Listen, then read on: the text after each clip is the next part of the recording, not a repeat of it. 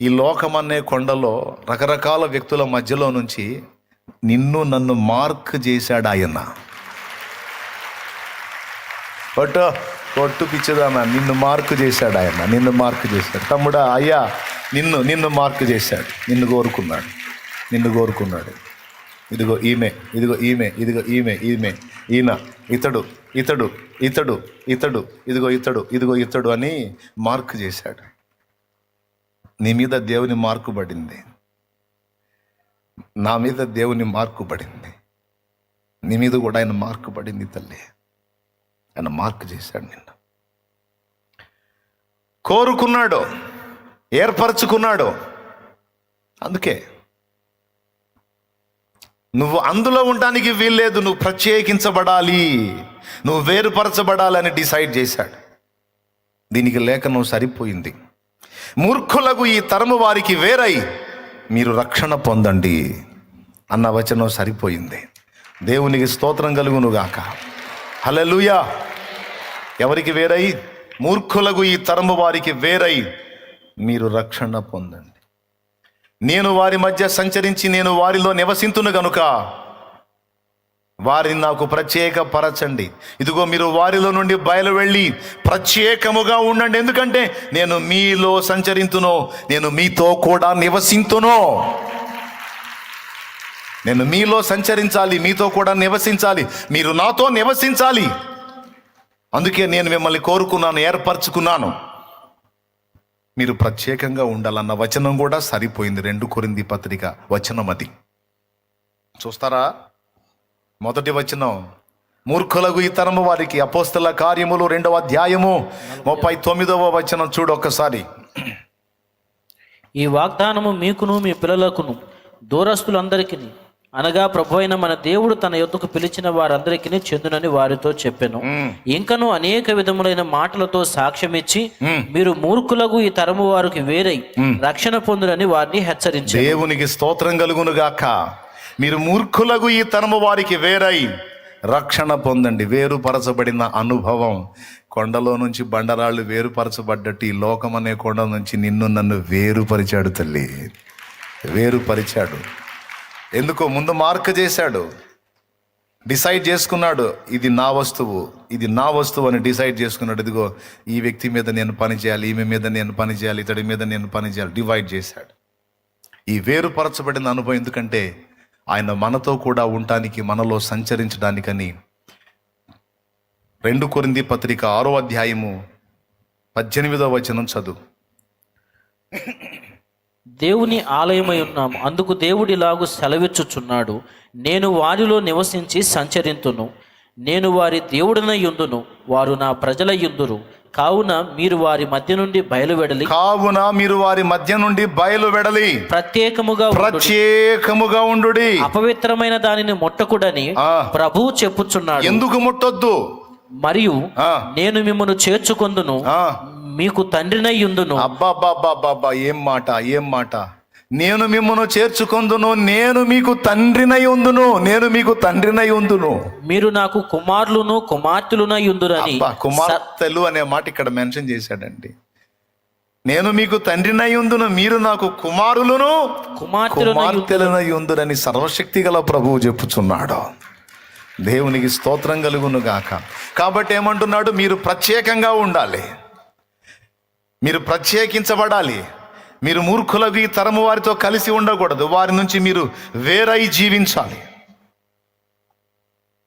ప్రత్యేకింపబడిన జీవితం, వేరుపరచబడిన అనుభవం ఆ బండరాళ్లకు దొరికింది, ఈనాడు మనకు దొరికింది. ఎందుకు వేరవమన్నాడు? ఎందుకు ప్రత్యేకంగా ఉండమన్నాడంటే, నేను మీలో నివసిస్తాను, మీలో సంచరిస్తాను, నేను మీకు తండ్రినై ఉంటాను, మీరు నాకు బిడ్డలై ఉంటారు, కొడుకులు కూతుళ్ళై ఉంటారు. నేను మిమ్మల్ని ఏర్పరచుకున్నాను, మీరు నా సొత్తు. నా ప్రాణమును క్రయధనముగా చెల్లించి నేను మిమ్మను లోకములో నుండి ప్రత్యేకించుకున్నాను. నేను మిమ్మను విలువ పెట్టి కొన్నాను. సిలువ రక్తముతో మిమ్మల్ని కొన్నాను. కల్వరి సిలువ యాతనలో నేను మిమ్మల్ని కన్నాను. నా ప్రభు మాట్లాడుతున్న మాట ఇది.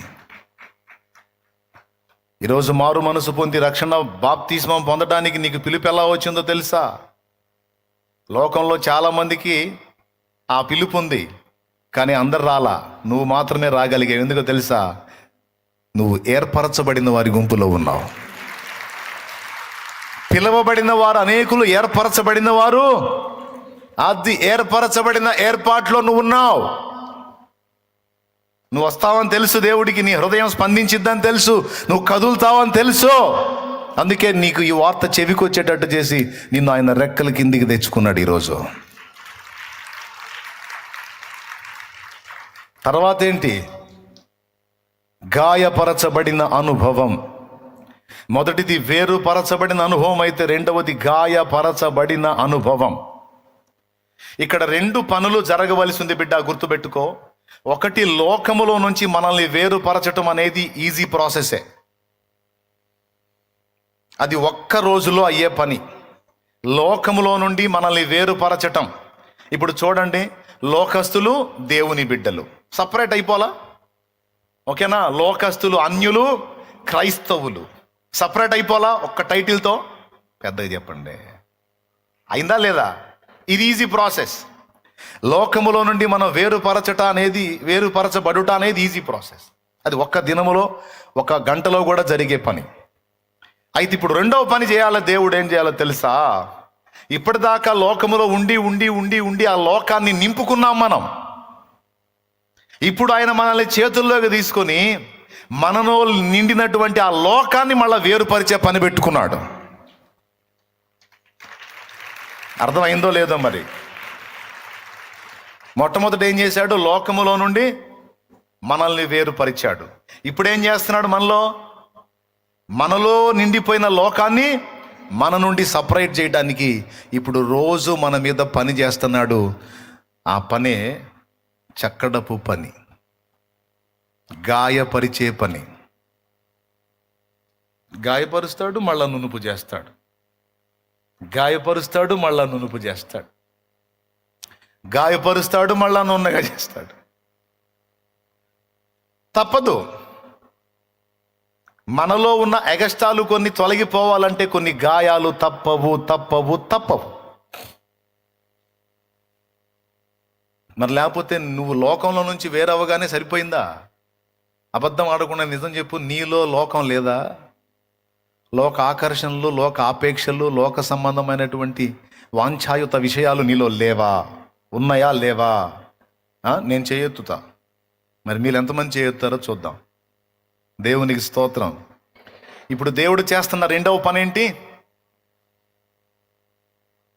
ఆయన అనుకున్న ఆకారానికి, క్రీస్తు యేసుకు సమానమైన సంపూర్ణమైనటువంటి ఆ వ్యక్తిత్వ సౌందర్యం నీలోకి నాలోకి కూడా ఆ సారూప్యం వచ్చేటట్లు దానికి అవరోధంగా ఉండేటువంటి ఎగస్టాలన్నిటినీ తొలగించే పనే శిల్పి చేసే పని. శిల్పి చేసేది ఏందో తెలుసా? బండ తీసుకొని ఆ బండని నిలబెట్టి శిల్పి చేసేది ఏందో తెలుసా? ఒక ఆర్ట్ గీస్తాడు, దాని మీద ఒక ఆర్ట్ గీస్తాడు. ఆ ఆర్ట్ దానిలో నుంచి బయటికి రావడానికి అడ్డుగా ఏవేవైతే ఉన్నాయో వాటన్నిటినీ చెక్కుతా ఉంటాడు రోజు. అది పని. అర్థమైందా? ఆ బండ శిలలో ఒక చిత్రం ఉంటుంది. ఆ చిత్రం బయటికి రావాలంటే అదనంగా ఉన్న వాటన్నిటిని తొలగించుకుంటా, చెక్కుకుంటా, లేపేసుకుంటా, వాటన్నిటిని తొలగించుకుంటా కొన్ని నెలలకి ఒక షేపును బయటికి తీసుకొస్తాడు. అంతకుముందు ఈ షేప్ ఎక్కడుంది? దాని లోపల ఉంది. మిగిలినంతా కూడా దాన్ని కప్పేసి ఉంది, బయటికి కనపడనీయకుండా. ఇప్పుడు ఏం చేశాడు? రోజు ఆ షేపుని బయటికి రాకుండా అడ్డుపడేదేదో దాన్ని అంతటిని, ద్రాక్షావల్లిని నేను, తీగలు మీరు, నాలో మీరు నిలిచి ఉంటేనే కానీ మీ అంతటా మీరు ఫలించరు. మీరు బహుగా ఫలించినట్లు మీలో పనికి రాని తీగలను ఆయన కత్తిరించి వేయును, ఆయన తొలగించి వేయును. బాగా ఫలించడానికి నిన్ను అడ్డగించేవి ఏవైతే ఉన్నాయో ఆ తీగలను ఆయనే తొలగించి కట్ చేసేస్తాడని చెప్పి రాస్తుంది లేఖనంలో.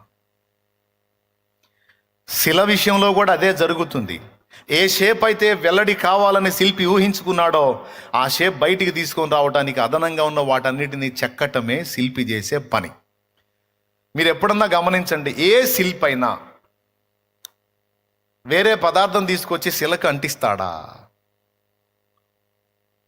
లేకపోతే ఆల్రెడీ ఉన్న షేప్ బయటికి తీసుకొని రావడానికి అదనంగా ఉన్న వాటిని చెక్కుతాడా? ఈజీగా మీకు అర్థమయ్యేటట్టు చెప్తా. ఇప్పుడు ఈ ఫేస్ రావాలి, ఆ చదరపు బండ నుంచి ఈ ముఖం రావాలి.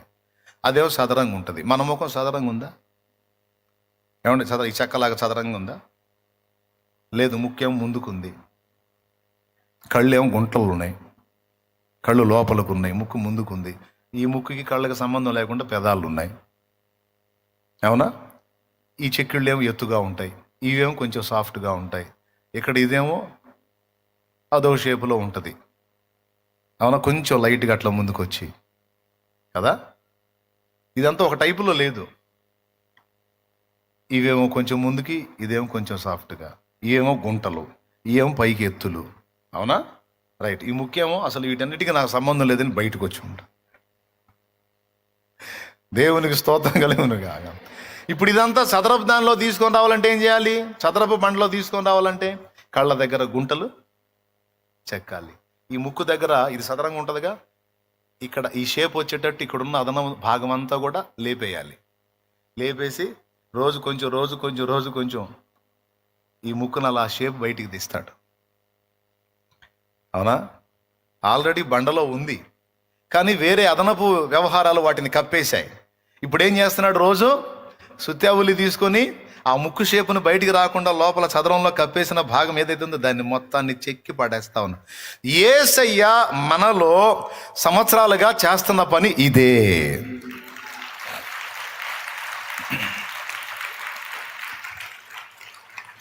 యేసయ్య సంవత్సరాలుగా మనలో చేస్తున్న పని ఇదే నాయనా, ఇదే అమ్మా. ఇప్పుడు ఈ షేపులన్నీ బయటికి తీసుకొని రావాలంటే మనకి డైలీ కోటింగ్ తప్పదు.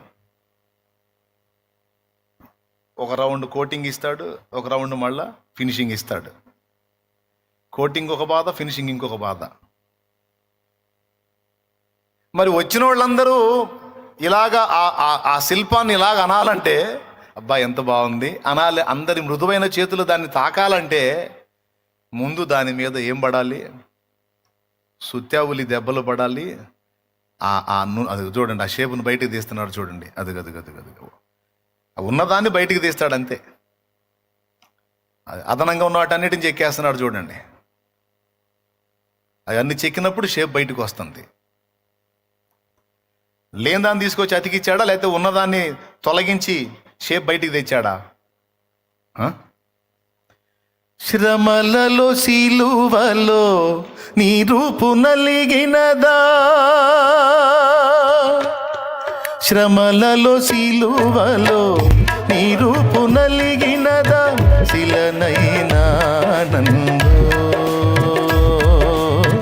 నీ వలె మార్చుటకా, శిలనైనా నందు నీ వలె మార్చుటకా, శిల్పకారుడా నా యేసయ్యా,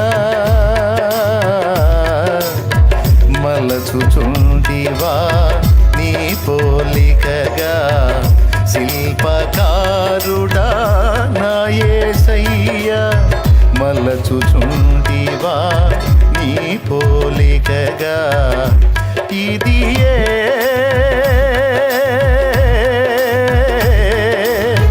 నాయడ నీకున్న నిత్య సంకల్పమా, నాయడ నీకున్న నిత్య సంకల్పమా, ఇంతగా నన్ను ప్రేమించినది నీ రూపము నాలు రూపించుటక, ఇంతగా నన్ను పాడో ప్రేమించినది నీ రూపము నాలో రూపించుటక, ఇది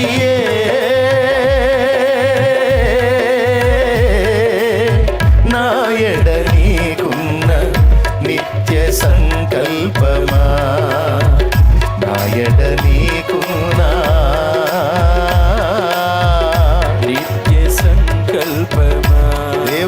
మహిమ